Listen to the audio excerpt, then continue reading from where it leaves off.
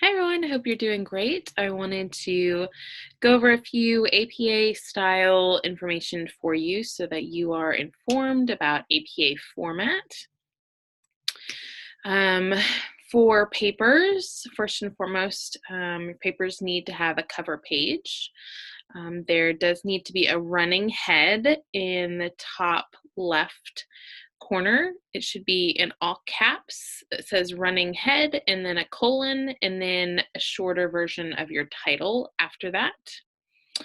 Then in the center of your page, you need to have your actual title of your paper. And then below that, you need to have your name centered right below the title, and then the institutional affiliation right underneath your name. So a cover page with a running head. On the other side, the other corner should be a page number. And then in the center, you need the title of your paper, your name, and then your institutional affiliation. So let's talk about headings really quickly. So a APA has 5 different style of headings. So for example, here, this is, pretend this is the middle of the paper. It is in the middle and it is bolded and it is capitalized. And then the second level is flush to the left, capitalized. Again, the next level, another level 2, flush to the left and capitalized. Then a level 3 heading is one indentation and then a period at the end. And then for the next section of the paper, it is a level 1 heading, and then a level 2 heading, and then a level 3 heading, and then a level 4 heading is italicized with a period. Also, please note between level 2 and 3, level 2 is capitalized each letter. Level 3 is just the first letter and then a period at the end. So again, this right here tells you exactly what it's supposed to be at each level of heading. And then this is the example. This is the page center. So if you have any questions about headings, I always refer to APA Purdue OWL and look up APA headings. And this graph, this little chart right here is there for you. Citations. Okay, so this is the crux of what we're going to be talking about today for APA.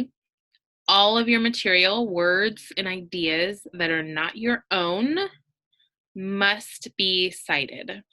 So again, in our line of work, in our field, there are many things that we just know. For example, I know that the statistics show that 1 in 4 women will experience domestic violence sometime in their lifetime, but that is not my own research, that is not my own material, so I have to find a citation for that if I use that in any research or any papers that I do. So if you use another person's exact words, you have to use quotation marks around the words to indicate a direct quote.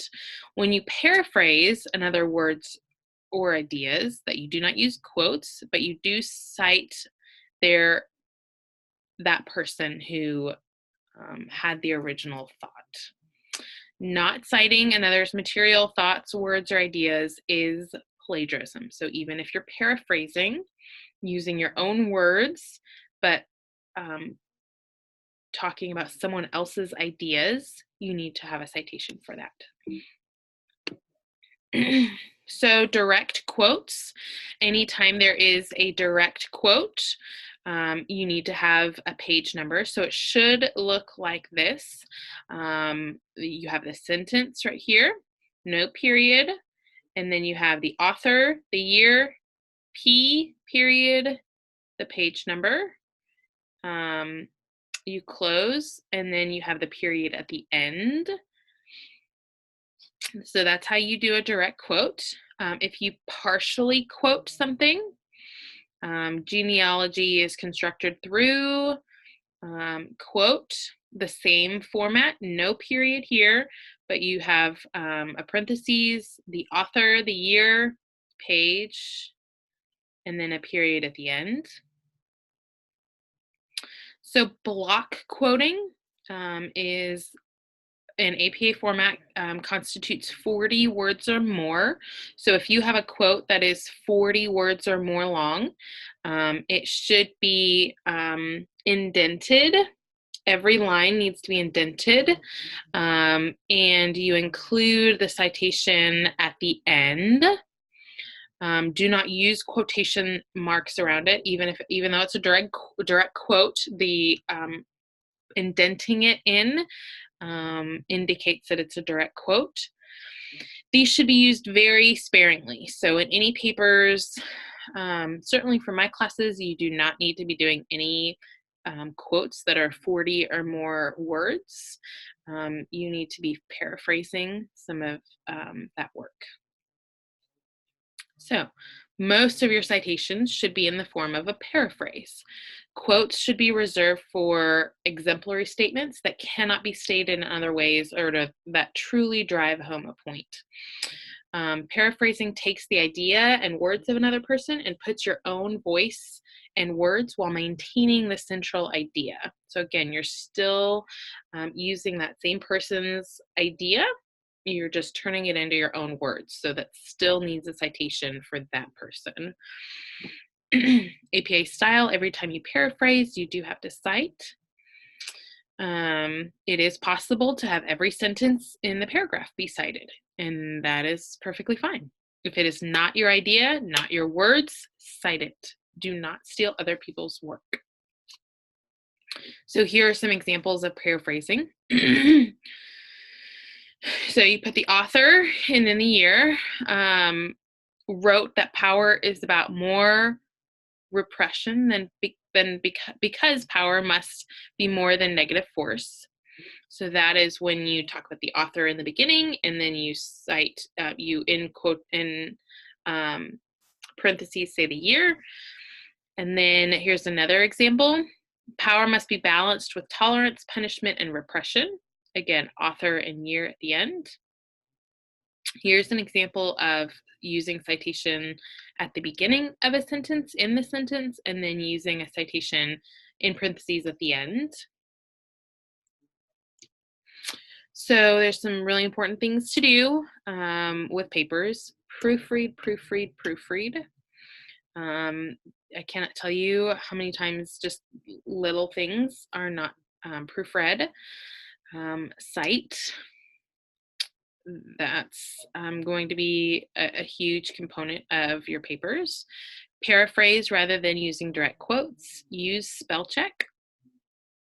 I can't tell you how many times people turn things in without even just doing a basic spell check of their papers. Use complete sentences. Read your paper out loud when you finish. Work on this in advance, so don't procrastinate until the last minute. We have a writing center. Please utilize the writing center. And then after all of that, proofread again. So things not to do, please don't turn in the first draft. Please don't plagiarize. There are some tools online that recognize plagiarism, and I will give you a 0 and send it back to you and tell you this has been plagiarized. Do not use long sections of direct quotes. Do not assume that reading quickly through is enough and constitutes proofreading. Do not use poor grammar. Do not wait until the last minute. Do not read the paper before submitting it. So you need to be doing several read-throughs but prior to submitting it. So let's talk about correct references. So this is a book. This is how you cite a book. So the textbook, for example, you do the author, author's last name, first initial, middle initial, if there is one, the ampersand sign, if there is more than one, the second author's last name, first initial, middle initial, then the date, then a period. So then after that, you have the title. Now the title Unlike what you learned in elementary school, or at least I did, the title in APA, only the first letter is capitalized. So APA is an acronym. So APA is all capitalized, and then every other letter in the title is lowercase. Now, the only exceptions would be proper names of people, countries. The other exception is if there's a colon in the title, then the first letter after the colon would be capitalized as well. So then you have the date, the location where it was published, and then the publisher. So a chapter within a book, so if you're looking at a specific chapter within a book, you do the authors of that chapter. The title, again, only the first letter is capitalized, and then the first letter after the colon. And then you put in whoever the author is, and then the title of that book, the page numbers from that chapter, the location, and then the publisher. So let's talk about articles.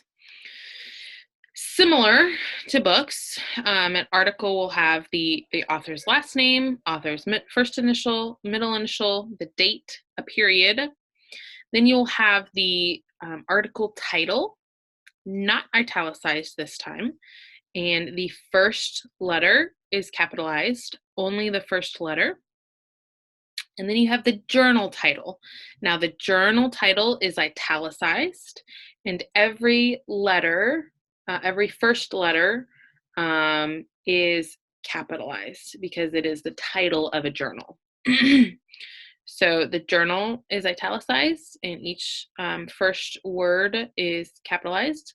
Then you have the issue number, and then the page numbers.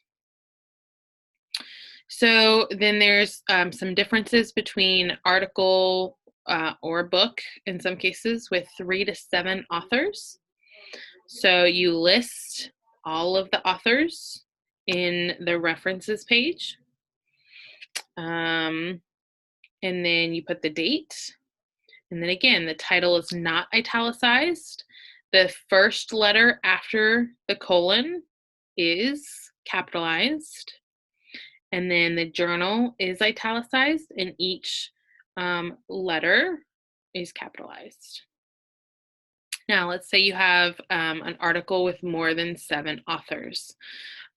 You list the first ones, 1, 2, 3, 4, 5, 6.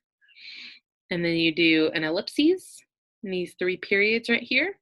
And then you list the last one of the however many there are. And you do the date and a period, and then the title, the article,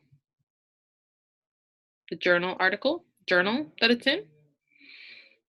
Then with a DOI, again, it's the same format, right? Capital, the first letter, and a capital after the colon. The journal is italicized and capitalized. And then there's a period here at the end. So you notice on all of these, there's a period at the end.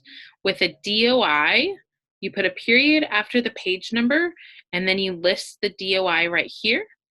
But there's no period after the DOI number unless the DOI number has one in the length of the number. Okay. So in text citations, if you are directly quoting, you will need to include the author, the year, and the page number. Talked about that already. So it might look like this. According to Jones, 1998, the quotation, no period here, but there is a period at the end here after the page number. If there's a direct quote, it has to have a page number associated with it. So if you have work by 1 or 2 authors, let's say 2 authors. So when you're writing out a sentence, you use the word and. So Wegener and Petty, 1994, supported work that continued to blah, blah, blah. If you are using the authors in parentheses, you can just use an ampersand sign. You don't spell it out. So the only time you spell out and is when it is in the middle of a sentence. Otherwise, in parentheses, you use the ampersand sign. Okay, so work by 3 to 5 authors. The first time you list all of the authors, the first time you use that citation, you list all of the authors, 1, 2, 3, 4, 5. This one has 5. Then in subsequent citations, you use the first author's last name, but followed by et al. Right here. So it would look something like this. If the work is 6 or more authors, you just use et al. Each time. So again, 3 to 5, you list them all out the first time you use them, and then you use et al. After that going forward. Work by 6 or more authors, you only use et al. Each time. Okay. My go-to kind of resource is the APA Purdue OWL website. If you have any questions at all, please feel free to shoot me an email and I can help walk you through. If you want me to take a look at references before you submit the paper, I'm happy to do that as well. As always, please let me know if you have any questions. Thank you all so much.